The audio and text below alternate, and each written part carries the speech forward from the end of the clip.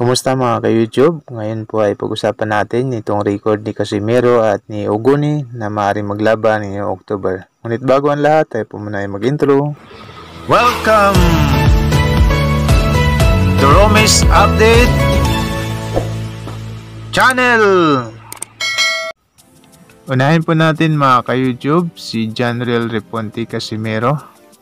Siya po ay pinanganak noong February 13, 1989. Kasalukuyan po yung kanyang edad ay 34 years old. Siya po ay pinanganak doon sa Merida, Leyte, Philippines. Ang kanyang nickname, kilala po siya bilang Cuadro Alas. Yung kanyang weight, pasok siya sa light flyweight, bantamweight, super bantamweight. At yung kanyang height is 5'4", at yung kanyang reach naman ay 64 inches. Sa puntahan na natin mga ka-YouTube si Yukinori Oguni. Ang kanyang nickname ay Meteor Obako. Yung kanyang weight, siya po ay super bantamweight. Height niya po ay 5'7". Reach niya ay 69.5. Nationality niya siyempre Japanese. Pinanganak siya noong May 19, 1988. Ang kanyang edad ngayon ay 35 years old na. Pinanganak siya doon sa Kohyugu, Japan.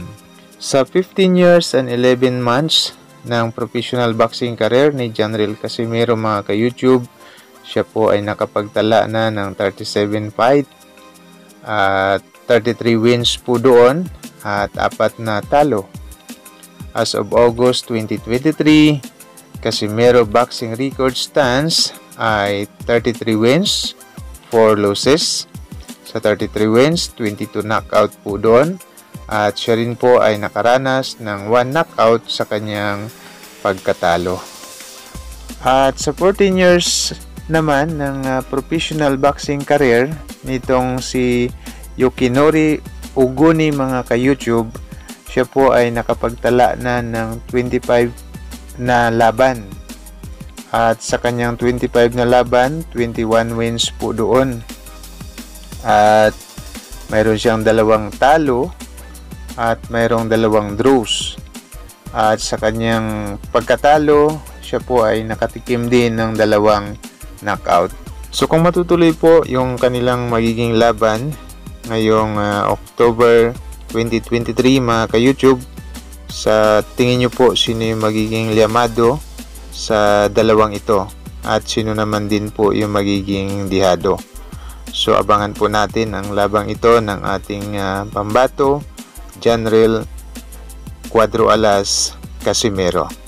So maraming salamat po mga ka-YouTube. Paki-comment na lang po dyan sa baba. To God be all the glory and God bless po sa ating lahat. Thank you very much.